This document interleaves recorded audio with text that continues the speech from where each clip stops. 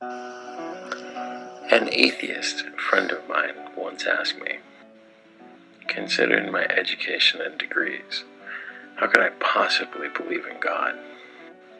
Which is an extremely complicated question that sort of boils down to some very basic math, which begins with the Drake equation, which uses some variables like how many stars are out there, and how many planets actually go around stars, and how many of those planets are neither too hot nor too cold, and how many of those are likely to have water, etc., etc., etc., to calculate an arguably rough estimate of the odds of finding other intelligent life in the universe.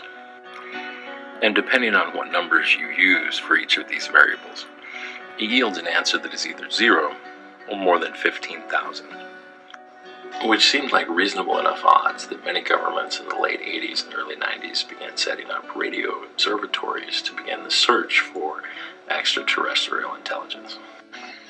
So at this point, my friend was getting bored. So what does a 45-year-old equation have to do with me? Well, because over the last 5 decades, other scientists have come along and criticized Drake, saying that the original values for his variables are overly optimistic, saying that he overestimated everything from the number of planets that would be in the right temperate zone around a sun to whether or not water developed on the planet. But even if you cut all of the variables in Drake's equation to 1/10 of their original value, the answer is still not 0. And the reason I know that is because you and I are having this conversation. Within our galaxy alone, the answer is not 0, because you are here. Which brings us to a very simple observation you can make yourself the next time you're out on a starry night. Even if we throw away all the stars that you can see on the clearest of nights because they're part of our galaxy. In 1995, Hubble decided to look beyond our galaxy, and for 10 days in December of that year, they focused their telescope on a patch of sky beyond our galaxy to create what is now known as the Hubble Deep Field image. And they were pleasantly surprised to find more than 2,000 other galaxies in what had previously appeared to be empty space. So then it's just a matter of basic probability that anyone with basic gambling skills should be able to calculate. Even if we go with the harshest criticism of Drake and only accept 2/3, because that's what we can observe, we still get 1 per galaxy. And the Hubble Deep Field shows 2,000 galaxies. Then mathematically speaking, on any given night, there's a lot of life staring back at us. And a more logical question is, where on a standard distribution scale do we fit in relationship to how advanced they are?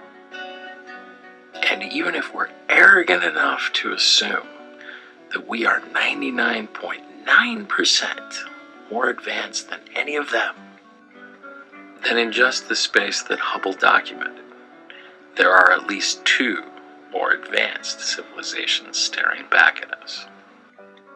And as Arthur C. Clarke so famously put it, that would make them.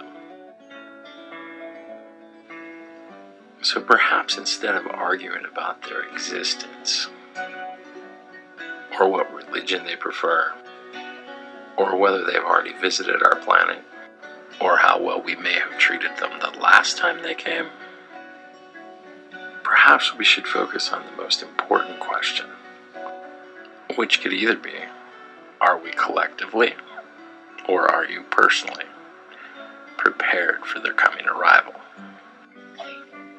Because given enough time, that's also just another mathematical probability. And for those of you who, like my friend, may need a minute to think on this one, let me just add that it was a new concept for NASA too.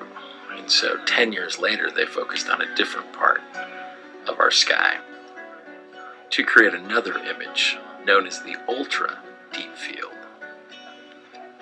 which yielded more than 10,000 galaxies, located in what is 1/13 millionth of the visible night sky, which yields astronomically bad odds that we are alone in the universe, and prompted me to joke with my friend. If he liked those odds, I was completely comfortable in using them to see who got to buy lunch.